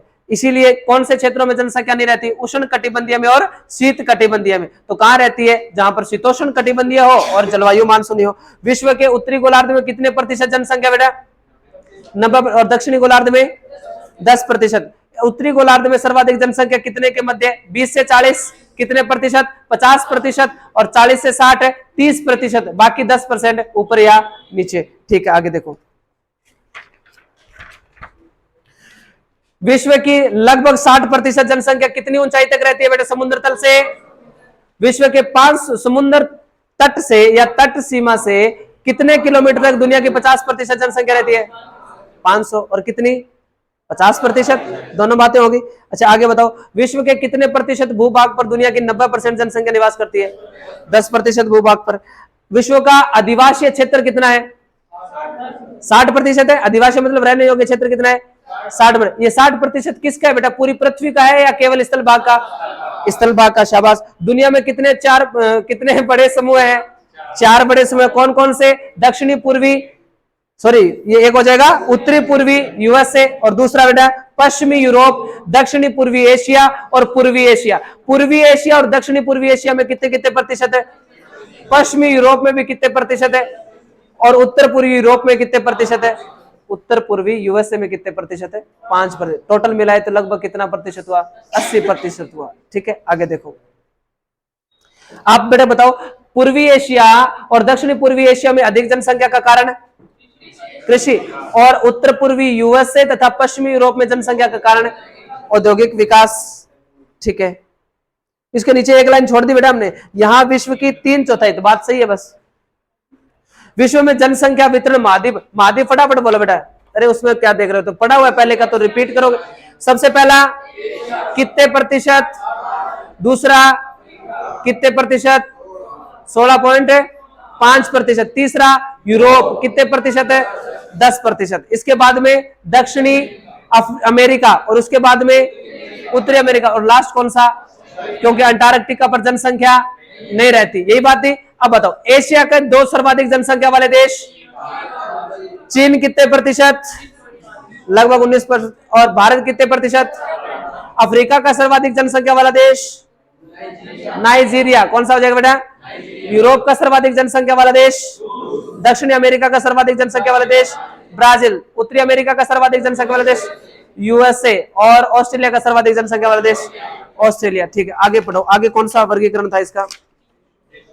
अच्छा, विश्व में सर्वाधिक जनसंख्या वाला देश, दूसरा, तीसरा अमेरिका, चौथा इंडोनेशिया, पांचवा, छठा पाकिस्तान। अरे छठे स्थान पर कौन आ रहा है? पाकिस्तान। 7वें पर और 8वें पर बांग्लादेश को याद कर लेना बेटा। ये कैसे भी इसका 8 बनाते हैं। बांग्लादेश, इसमें तो बहुत सारे 8 बन रहे हैं ना, तो बै से बना देते हैं, बै से ये बना लेते हैं आप, या तो बै से बना लो या इससे बना लो, ये भी 8 बन जाएगा, इससे भी बना लो 8 बन जाएगा, इससे भी 8 बन जाएगा और इससे भी 8 बन जाएगा। तो बांग्लादेश कौन से स्थान पर है?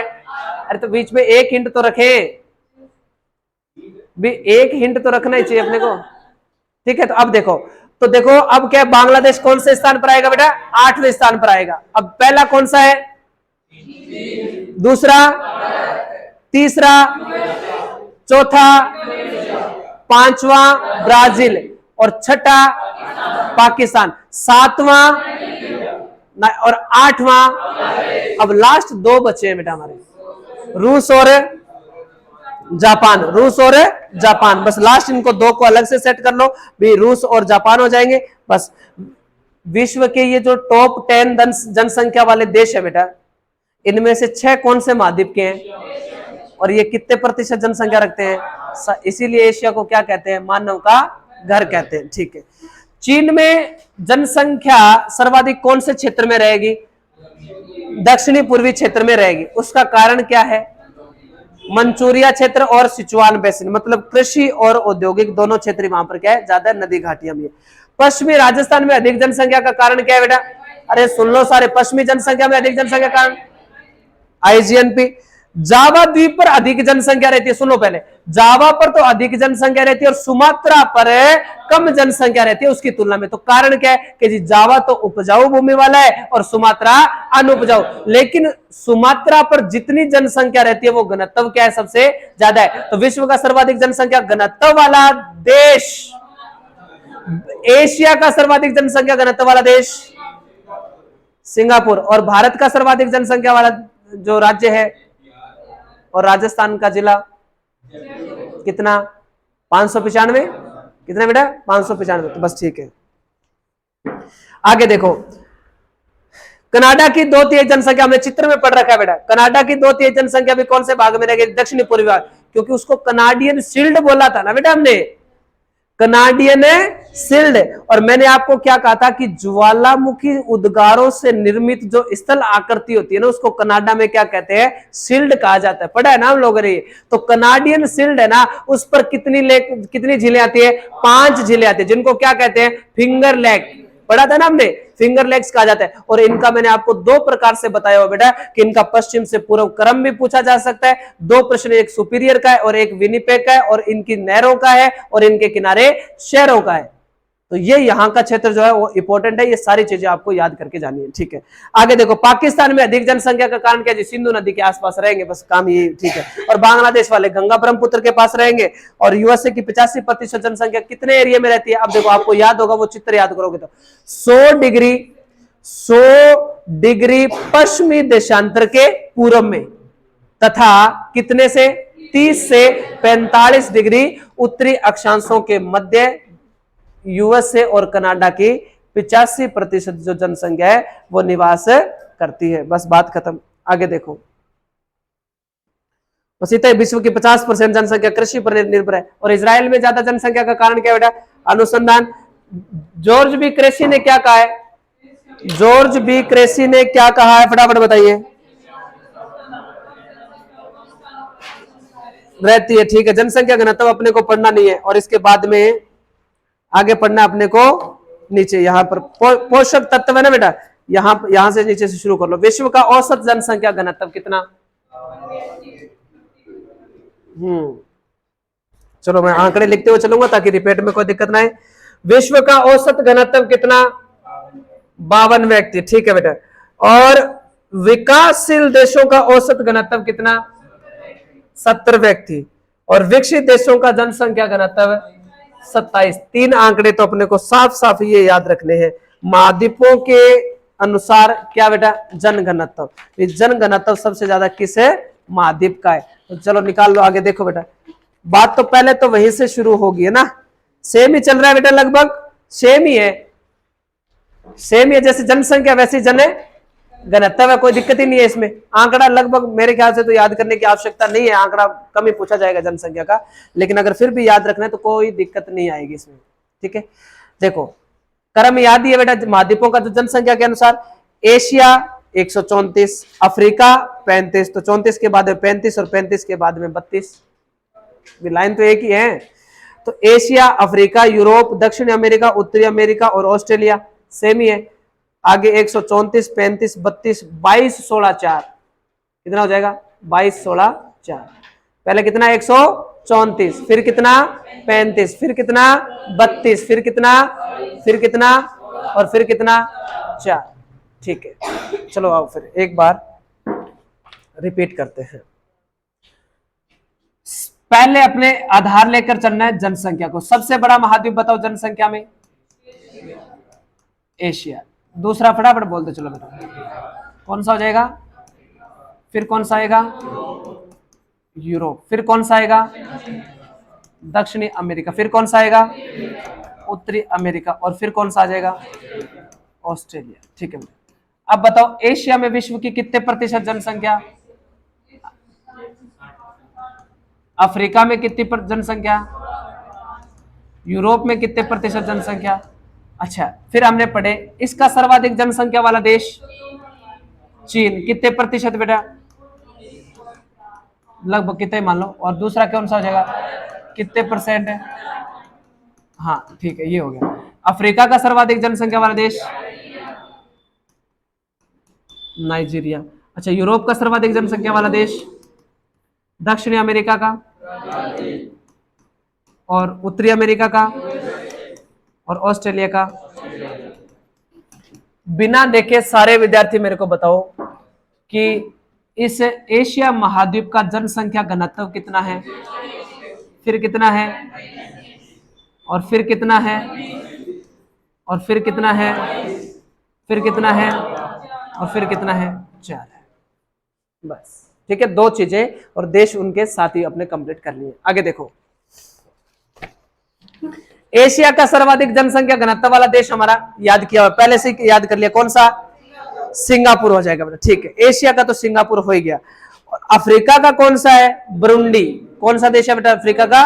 बुरुंडी। ठीक है, लिख लेते हैं, ये लिखते हैं इनके, एक साथ ही पढ़ेंगे बाद में इनको। एक इसका सिंगापुर, अफ्रीका का कौन सा हो जाएगा बेटा? बरमुंडी या बुरुंडी हो जाएगा। ठीक है, हाँ। और यूरोप का तो पता ही है, ये विश्व का सर्वाधिक जनसंख्या वाला भी तो है, कौन सा है? अरे योगेश पढ़ लो आराम से। हाँ, दक्षिण अमेरिका का कौन सा हो जाएगा बेटा? बस इतने ही याद रखने, इक्वेडोर। बस इतने तो देश है इसमें। ठीक है बेटा, तनुज क्या बातें कर रहे हो? ये अभी याद होना चाहिए क्लास में सारों के। अब आगे देखो बेटा, विश्व में सर्वाधिक जनसंख्या घनत्व वाले देश, इंपॉर्टेंट लगाओ, पिछली बार का प्रश्न अगर रिपीट भी हुआ तो यहीं से आएगा। ये देखो लिखा हुआ है ना आगे, मोनाको और सिंगापुर। ठीक है बेटा, 2 ही है। तो सिंगापुर एशिया का भी सर्वाधिक है और विश्व का दूसरा है, और मोनाको यूरोप में आता है। 36,000 दे रखा है इसका। ठीक है, हाँ आत्मराम जी। हाँ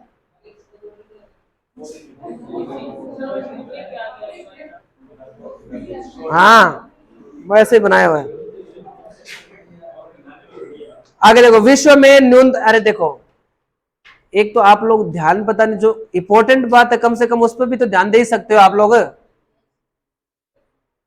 भी। जो आगे आपके ये तो यार नहीं ध्यान दे रहे कि मोनाको पिछली बार आया हुआ है, यहां से इसका 36,000 है, इनका तो आपको कोई अता पता नहीं है।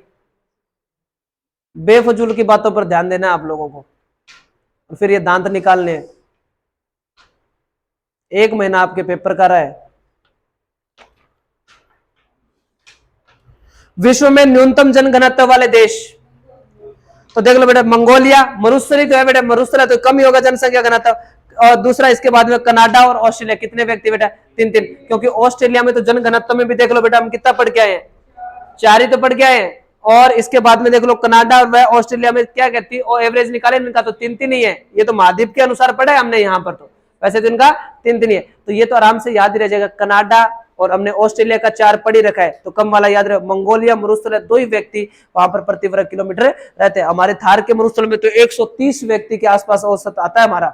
थार के मरुस्थल का जनघनत्व निकाले ना बेटा, लगभग 130 के आसपास आता है। तो अपना तो सर्वाधिक हमने पढ़ा ही है कि हमारे वाला जो मरुस्थल है वो विश्व का सर्वाधिक जनसंख्या वाला, जन घनत्व वाला और जैव विविधता वाला और दुनिया का सबसे धनी मरुस्थल का है ना, हमने पढ़ा जो। ठीक है, बस तो विश्व में न्यूनतम वाले भी हो गए और सर्वाधिक। अब सार्क जो देशों का समूह है ना बेटा, सार्क देशों वाले में कौन कौन से हैं? तो देखो बांग्लादेश एक समूह है ना देशों का, दक्षिणी पूर्वी एशिया के जो देश हैं उनका एक समूह है सार्क। तो देखो उसमें ये देश सार्क है ना, ये सारे के सारे दक्षिणी पूर्वी एशिया के तो देश हैं। अब इन सार्क समूहों में जनसंख्या घनत्व बताओ। तो सार्क समूहों में सबसे ज्यादा कोई किसका बेटा? बांग्लादेश का। ठीक है, तो मैं ये भी आप लोगों को लिख देता हूं यहां पर, फिर जब रिपीट करेंगे ना तो आपको याद आता रहेगा। सार्क देशों में सबसे ज्यादा वाला कौन सा बेटा? बांग्लादेश है। और दूसरा आपको याद रखना है कि भारत कौन से स्थान पर है? तीसरे पर स्थान। भारत का जो स्थान है ये तीसरा है, ये बस आपको याद रखना है। आगे देखो, विश्व में जनसंख्या वृद्धि दर, परिभाषाएं आपको कोई पढ़ने की आवश्यकता नहीं है, ना शिशु दर पढ़ने की आवश्यकता है। ईस्वी सन आगे महाद्वीपों के अनुसार जनसंख्या वृद्धि दर, यहां आ जाइए। ठीक है, परिभाषाएं नहीं आती बेटा आप लोगों की। तो महाद्वीपों के अनुसार जनसंख्या वृद्धि दर। अब पहले तो हमने पढ़ा है जनसंख्या वाले महाद्वीप, जनसंख्या के अनुसार अवरोही आरोही बना लिया। फिर हमने जन घनत्व के अनुसार अवरोही और आरोही बना लिया। अब ये कह रहा है वृद्धि के अनुसार बताइए। तो देखो वृद्धि के अनुसार कौन से महाद्वीप? अफ्रीका। भी जनसंख्या वृद्धि सबसे ज्यादा किसने की है? अफ्रीका ने। क्योंकि जो शिक्षित लोग हैं ना, भी एक कारण पढ़ लेना, मैं ये राजस्थान में भी आप लोगों को पढ़ाऊंगा कि जहां पर या तो रोजगार के संसाधन ज्यादा है, मतलब लोग बिजी हैं, या जहां पर लोग शिक्षित हैं वहां पर जनसंख्या कम बढ़ी है, वहां पर जनसंख्या कम बढ़ी है। जो क्षेत्र पहले से आर्थिक दृष्टि से निर्धन है और पहले से जहां शिक्षा का अभाव है, अशिक्षित लोग जो हैं वहां पर जनसंख्या अधिक बढ़ी है। तो सबसे अविकसित महाद्वीप हमने किसको पढ़ा है? अफ्रीका को पढ़ा है। तो सर्वाधिक वृद्धि कौन करेगा गीता जी? कौन करेगा? अफ्रीका महाद्वीप। और अफ्रीका का कौन सा देश? कौन सा देश? अंगोला। और न्यूनतम किसने वृद्धि की है? क्यों? क्योंकि भारतीयों ने और किसी को बढ़ने दिया ही नहीं। क्योंकि मॉरिशस का क्या पढ़ा हम लोगों ने?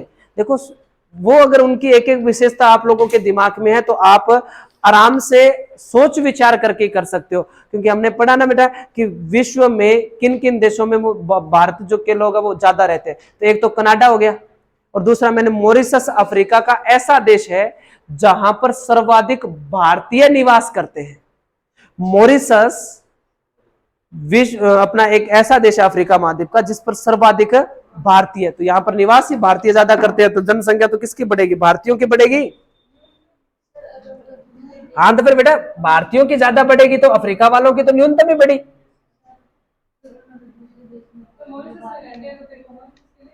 परमानेंट सारे नागरिक थोड़ी ना है, परमानेंट तो ऐसा थोड़ी है कि मॉरिशस चला गया तो वो मॉरिशस। अब दुबई अपने से आधा, देख लो कितने लोग जाते हैं दुबई वगैरह या सऊदी अरब काम करने के लिए। मुस्लिम समुदाय के लगभग लोग जाते हैं, जाते हैं नहीं जाते? और सिख समुदाय के आपको पता है ज्यादा कनाडा, ऑस्ट्रेलिया, न्यूजीलैंड इधर जा रहे हैं। तो वो हमेशा के लिए, कुछ लोग वहां की पीआर या परमानेंट रहते हैं, बाकी तो वर्क वीजे पर जाते हैं। कोई 5 साल रहता है, कोई 20 साल रह के आगे भारत में अपना काम कर लेते हैं। यही तो है। तो ऐसी कोई ज्यादा वो बात है नहीं। आगे पढ़ो बेटा। तो ये आपको याद रखना है कि महाद्वीप सर्वाधिक वृद्धि वाला कौन सा बेटा? अफ्रीका। इसका देश है अंगोला, न्यूनतम की है। दक्षिणी अमेरिका के हम लोगों ने पढ़ा है सर्वाधिक जनसंख्या वाला देश ब्राजील है बेटा। लेकिन वृद्धि करने वाला देश है कौन सा? पराग्वे। और न्यूनतम वृद्धि करने वाला है उरुग्वे। तो ये 3 देश छोटे छोटे पास पास में ही तो आते हैं, पराग्वे, उरुग्वे और पराना। तीनों ही नदियां हैं, तीनों की नाम पर क्या है? नदियां। और जिनके बीच का जो त्रियाब क्षेत्र बनता है उसे ला प्लाटा कहते हैं। पहले से पढ़ा हम लोगों ने, इसे क्या कहा जाता है? ला प्लाटा। आप पीटी सेकंड ग्रेड हो क्या? अच्छा सीधे सेकंड ग्रेड हो, ठीक है ओके। अपने भी है ये इसमें सेकंड ग्रेड में। विश्व जनसंख्या तो सभी में अब तो है। हाँ फर्स्ट पेपर तो सेम ही है। हाँ जी सेम ही है बिल्कुल। आगे देखिए अफ्रीका का सर्वाधिक वृद्धि दर रही है बेटा? अफ्रीका के कौन से देश की वृद्धि दर ज्यादा रही है? न्यूनतम किसकी रही है? दूसरा सर्वाधिक जनसंख्या वृद्धि करने वाला महाद्वीप दक्षिणी अमेरिका, और दक्षिणी अमेरिका में सर्वाधिक जनसंख्या वृद्धि करने वाला देश पराग्वे और न्यूनतम वृद्धि करने वाला उरुग्वे है। और इसके बाद में तीसरे नंबर पर एशिया, और एशिया में सर्वाधिक वृद्धि करने वाला देश यमन। मरुस्थली तो है, बात तो वही रही। यमन, सऊदी अरब, ईरान, इराक, सब अरब, ये अरब कंट्रीज तो है सारे के सारे, तो यहाँ पर मरुस्थली है बेटा। तो सर्वाधिक वृद्धि यमन ने की है, और न्यूनतम देख लो, शिक्षित, रोजगार, टेक्नोलॉजी में आगे जापान है, तो जनसंख्या क्या रही है बेटा? कम रही है। उत्तरी अमेरिका में कौन सा है बेटा? निकारागुआ, मध्य अमेरिका का देश है ये ध्यान रखना। निकारागुआ मध्य, होंडुरस और ये कई देश आते हैं ना बेटा, पनामा है, होंडुरस है, निकारागुआ है, ये सारे के सारे मध्य एशिया के देश, मध्य अमेरिका के देश है। तो देख लो कि निकारागुआ ने सर्वाधिक वृद्धि की। अब कनाडा उसके अपेक्षा में तो क्या है? शिक्षित भी है, और शिक्षित है तो कारण दूसरा भारतीय भी तो है। तो यही बात हुई। तो मोर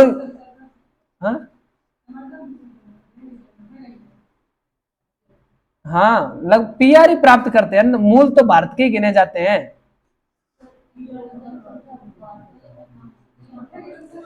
तो भाई मैं दुनिया में कहीं जाकर रहूं, मेरी जो संतानें होंगी तो वो तो भारतीय ही होगी।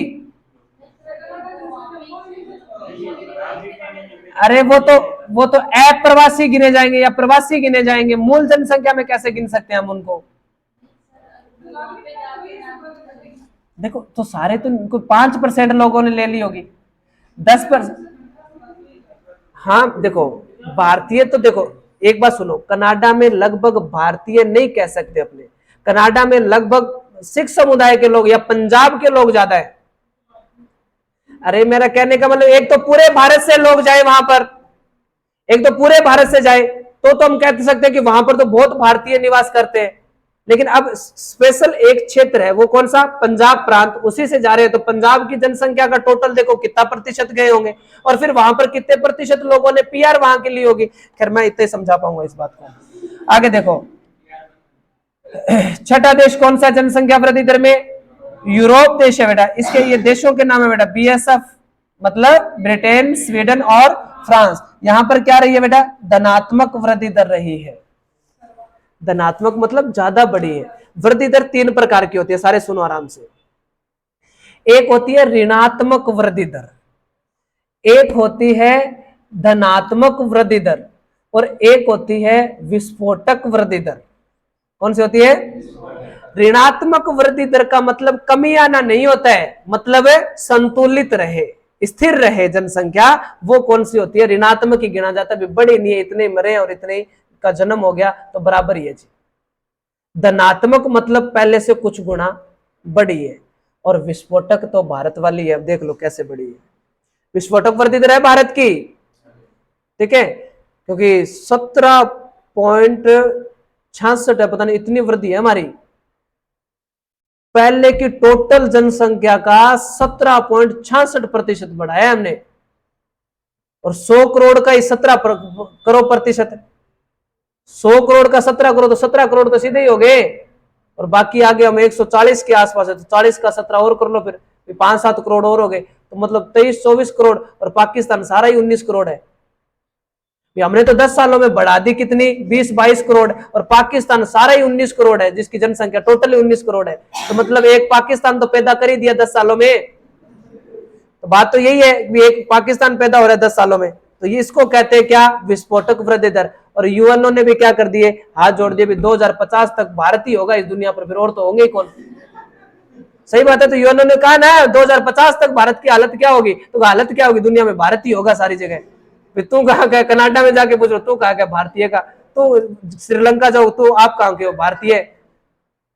आधे तो हम अभी भी हो गए लगभग। देखो 8 करोड़ 8 अरब ही तो है जनसंख्या, 8 अरब है, और 8 अरब को मतलब बोल दे 800 करोड़ बोल सकते हैं हम, 8 अरब को ये बोल सकते हैं। उनमें से आप देखो कि 143 करोड़ तो हम हो गए, सिर्फ 800 करोड़ में से 143 करोड़ हम लोग आ चुके।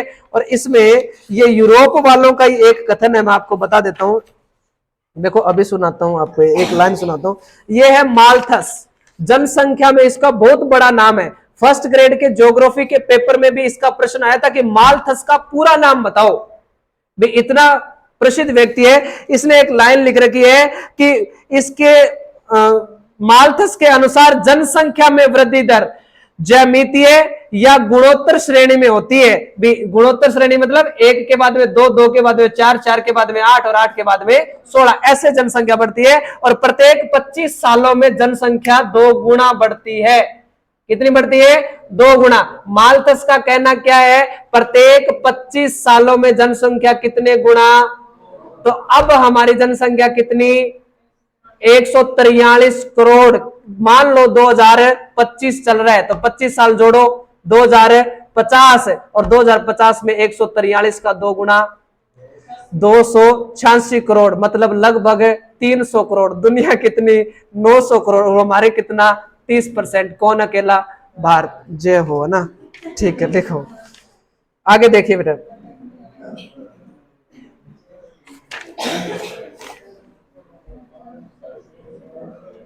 अरे पढ़ो फटाफट। महाद्वीपों के अनुसार हो गए, इनके देश हो गए बस। सार्क देशों में अधिक जनसंख्या वृद्धि दर किसने की? अफगानिस्तान ने की है। तो देख लो कैसे देशों के नाम है। ब्रिक्स भी क्या है बेटा? समूह है देशों का। हाँ, तो ये जो ब्रिक्स मतलब ब्राजील आता है, इसमें रशिया आता है, इंडिया आता है, इसमें और आते हैं चाइना वगैरह, ये ठीक है। तो ये सारे देश ब्रिक्स देशों का समूह है। ब्रिक्स देशों में सर्वाधिक जनसंख्या वृद्धि दर किस देश की रही है? भारत की रही है बेटा, ठीक है बस। अब इसके बाद में देखो आप नीचे, भारत के निकटवर्ती देशों में सर्वाधिक वृद्धि किसने की है? पाकिस्तान। दूसरे नंबर पर, तीसरे नंबर पर, और ये तो कोई ज्यादा इंपॉर्टेंट है नहीं, और ये भी कोई इंपॉर्टेंट नहीं है। नीचे वाला दोनों के कट लगा दो। ये ब्रिक्स और सार्क तो इंपॉर्टेंट है, और ये दोनों के नीचे आप लगा दीजिए कट, कोई दिक्कत नहीं है। अब ये माल्थस का जनसंख्या संबंधी सिद्धांत फर्स्ट ग्रेड में आया है, तो इसको बहुत अच्छे से पढ़ लेते हैं। और बस लास्ट है, विश्व की जनसंख्या आपकी कंप्लीट हो जाएगी। फिर एक बार सारी वापस से पढ़ाऊंगा और फिर कंप्लीट हो जाएगा बस। माल्थस का जनसंख्या संबंधी सिद्धांत, geography the population of world प्लेटन। हाँ, पूरा नाम देखेंगे बेटा, मेरा तो गलत हुआ है प्रश्न। माल्थस का जनसंख्या संबंधित सिद्धांत प्रतिपादन कब किया गया? 1798 में। अंग्रेजी अर्थशास्त्री थे माल्थस, इनके द्वारा इसका प्रतिपादन किया गया था जनसंख्या संबंधी सिद्धांत का। आधार क्या था? इसने जनसंख्या वाला सिद्धांत क्यों बनाया? क्योंकि यूरोप की जो जनसंख्या वृद्धि दर अधिक हो रही थी, उसके आधार पर इसने क्या बनाया? एक सिद्धांत बनाया। कौन सा? जनसंख्या से। भी सीधी सी बात है, सुनो। माल्थस एक व्यक्ति था बेटा, उसने देखा कि यूरोप की जनसंख्या अधिक बढ़ रही है, तो 1798 में उसने क्या किया? एक सिद्धांत का प्रतिपादन किया। और उसमें उसने क्या लिखा है वो आराम से सारे पढ़ो, समझ में आ जाएगा अच्छे से। माल्थस के अनुसार जनसंख्या में वृद्धि ज्यामितीय या गुणोत्तर श्रेणी, मतलब जनसंख्या तो बेटा आपकी कैसे बढ़ती है? गुणात्मक बढ़ती है। तथा खाद्यान्न किस प्रकार बढ़ते हैं बेटा? अंक गणितीय बढ़ते हैं। जैसे देखो बेटा, इसमें पेज खत्म ही हो गए मनोज जी, आगे निकालो फिर। कहां तो डिलीट क्या करते हैं अभी? फिर अभी तो इनके, हाँ ये पीछे वाले कर दो। क्या है ये? थेवा कला कल्चर में कौन सा टॉपिक चल रहा है? बस बस रहने दो, आगे कर दो सारे। अब आगे निकाल दो। हाँ,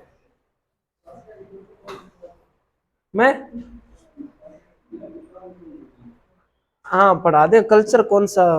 तब वो है ना, छोटी सी कल्चर है। मेरे ख्याल से कल्चर के सारे 20 एक टॉपिक होंगे सारे मिला के।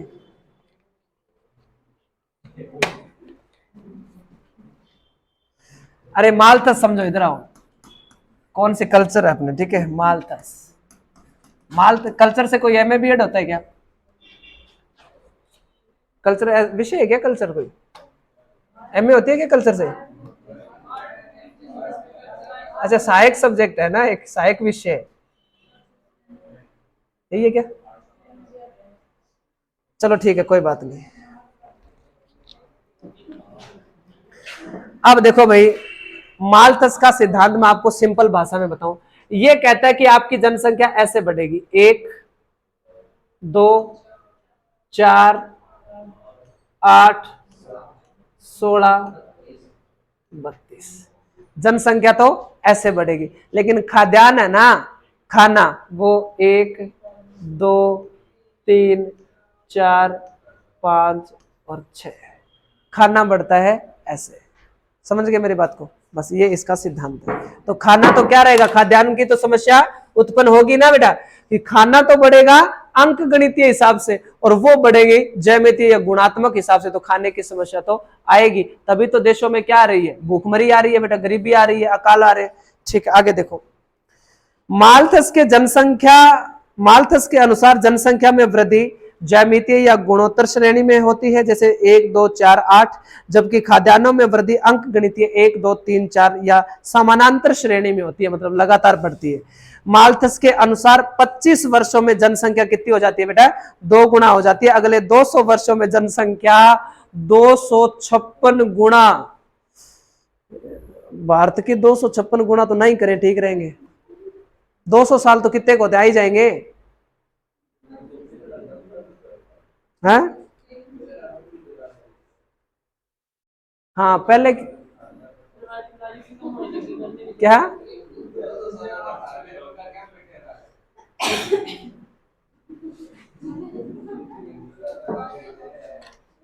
सही बात है। हैं? हाँ, मेरे को समझ गया, मेरे को बिल्कुल ही नहीं आती। माल्थस के अनुसार 25 वर्षों में, हाँ फिर काम एक ही होता है, एक ही चीज आती होती है। माल्थस के अनुसार 25 वर्षों में जनसंख्या 2 गुनी होगी, ठीक है, और अगले 200 वर्षों में कितनी गुणे हो जाएगी बेटा, 256 गुना हो जाएगी। और खाद्य सामग्री कितनी बढ़ेगी बेटा, केवल और केवल 9 गुना ही बढ़ेगी। तो समस्या तो आगे नजर आ ही रही है। इससे अच्छा तो फिर एस्किमो सही है ना भी। एस्किमो को हम कहते हैं पिछड़े हुए, और मैंने जब पढ़ाया था आपको बताया भी था, वो कहते हैं कि हमें बुरा लगता है आप एस्किमो कहते हो, क्योंकि वो उनका नाम मतलब उसका मतलब पिछड़ा हुआ होता है, ठीक है, तो इसलिए उनको गुस्सा आता है। तो वो सही है, वो प्रकृति के साथ समन्वय तो कर ही रहे हैं ना। अभी बूढ़े लोग वो अपने आप चल के जाके कहीं ना कहीं मर जाते हैं, दफन हो जाते हैं, बस मतलब खाना बचा रहे हैं आगे आने वाली पीढ़ियों के लिए। ऐसे लगे ना कि हाँ अब सिलेबस पूरा हो गया, अब किसी का कोई काम नहीं है भाई, तो नहीं हो रहा है तो फिर खर्चा न लगाएं, छोटा भाई पढ़ लेगा, इससे अच्छा है हम जब सब जाके और दोबारा कोचिंग न करें, कम से कम उसको करवा दे। मतलब ये समन्वय तो यही होता है ना। हाँ, कहीं भाई वहां मत लेके जाना कि सर भी ऐसे करें, भी पूरी हो गई कोचिंग, अब क्या करना है इतना ही लक्ष्य नहीं है। अब आगे इसने बेटा क्या बनाई है, एक श्रृंखला बनाई है, लेके आओ विकास इसको, आने लेंगे। तो एक श्रृंखला बनाई, देखो पहला क्या है, 0 वर्ष है, वर्ष बना दिए ना इसने, देखो 0 वर्ष, ये स्ट्रक्चर समझो अच्छे से, सारे अपने आप समझ में आ जाएगा। और नीचे जनसंख्या और उसके नीचे खाद्यान्न। तो देखो कैसे बढ़ते हैं खाद्यान्न, वर्ष 0 तो दोनों 1-1 है। अगला सीधा कितने साल का बना रहा है, 25 का, तो जनसंख्या 2 गुना हो गई क्या, और खाद्यान्न अंक गणितीय बढ़ गए। अगले 25 साल जोड़ो, 50 साल हो गए, 50 वर्ष हो गए ना बेटा इस सारणी में, तो 25 वर्ष जुड़ गए, और जनसंख्या कितने गुना बढ़ गई, 2 गुना बेटा, 2 का 2 गुना 4, तो जनसंख्या और ये खाद्यान्न कितने गुना, अंक गणितीय चल रहे हैं 3 गुना। आगे पढ़ के देखो, 50 में 75, 25 जुड़ गए, जनसंख्या भी 2 गुना हो गई, और खाद्यान्न अंक गणितीय चल ही रहे। खाद्यान्न तो देख लो 5, 6, 7, 8, 9 तक चल ही दिए। और फिर 100 साल होंगे आगे, जनसंख्या 16, 125 साल होंगे, जनसंख्या 32, 150 साल होंगे, जनसंख्या 64, और 175 साल होगा तब 128, और 200 सालों में 256 गुना और 9 आ गया। बस ये इसका सिद्धांत है। बस नियंत्रण के उपाय, जनसंख्या नियंत्रण के उपाय पढ़ो फटाफट।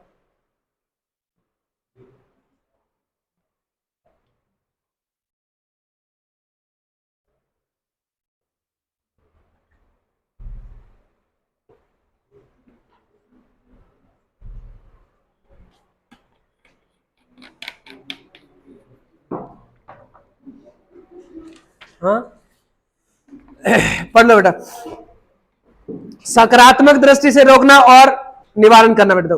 ये मृत्यु दर से प्रेरित हैं, और माल्थस ने इसे अधिक महत्वपूर्ण माना है। कौन से को, सकारात्मक निरोध को बेटा।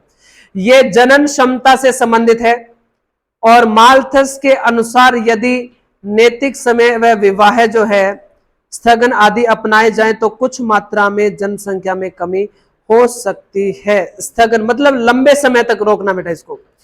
माल्थस के अनुसार युद्ध, अकाल, महामारी आदि द्वारा प्रकृति जनसंख्या को संतुलित करती है। इंपॉर्टेंट लगा दीजिए, सही बात है ना बेटा। सकारात्मक क्या है कि मृत्यु दर से प्रेरित है, और माल्थस ने इस क्रिया को अधिक महत्वपूर्ण माना है कि क्या कि माल्थस के अनुसार युद्ध हो जाए, अकाल पड़ जाए और या महामारी आ जाए, जैसे कोरोना आ गया है ना, तो जनसंख्या कितनी कम हो गई ना, आदि द्वारा प्रकृति जनसंख्या को खुद ही क्या कर लेती है, संतुलित कर लेती है। ठीक है, आगे देखो, अनुकूल मत, ये तो पढ़ने नहीं है आपको। अधिक आर्थिक कल्याण उत्पन्न करती है, ये कोई इंपॉर्टेंट नहीं है। आगे बस ये है ना बेटा, अन्य तथ्य, ये इंपॉर्टेंट लगा लो। जनसंख्या भूगोल का जनक कौन है बेटा? जनसंख्या भूगोल का जनक ट्रिवार था। और मानव भूगोल का जनक कौन है? Karl Ritter. लिख दो, लिखो, मानव भूगोल का जनक है कार्ल रीटर। मानव भूगोल का जनक कार्ल रीटर है, और जनसंख्या भूगोल का जनक कौन है? ट्रिवार था। और भारत में औद्योगिक प्रदेशों का विभाजन भी किसने किया? ट्रिवार था। दोबारा से लिखवा रहा हूं, मानव भूगोल का जनक कार्ल रीटर को कहा जाता है, जनसंख्या भूगोल का जनक ट्रिवार्था को कहा जाता है। बस, इनकी पुस्तक कौन सी है? The geography of population world patterns. ठीक है, पुस्तक पॉपुलेशन ज्योग्राफी किसकी है? क्लार्क की है। भारत में जनसंख्या भूगोल की नींव किसके द्वारा रखी गई? गोसल के द्वारा। गोसल कहां के थे? पंजाब विश्वविद्यालय में प्रोफेसर थे। जनसंख्या संसाधन प्रदेश, ये किसका लिखी हुई है? एकरमेव की लिखी हुई है। सहयोगी थे इनके कौन से? जेलेंस्की। जनसंख्या संक्रमण सिद्धांत किसका है बेटा? थॉमसन का है। कब दिया गया था? 1928 में। वह नास्टिन ने कब दिया था? 1945 में। 3 अवस्था बताई थी, चौथी अवस्था सेक्स ने, वह 5वीं अवस्था क्लार्क ने। ये उनके नाम है वैज्ञानिकों के। बस, आगे कोई सूचकांक वगैरह आपको कुछ नहीं पढ़ने हैं।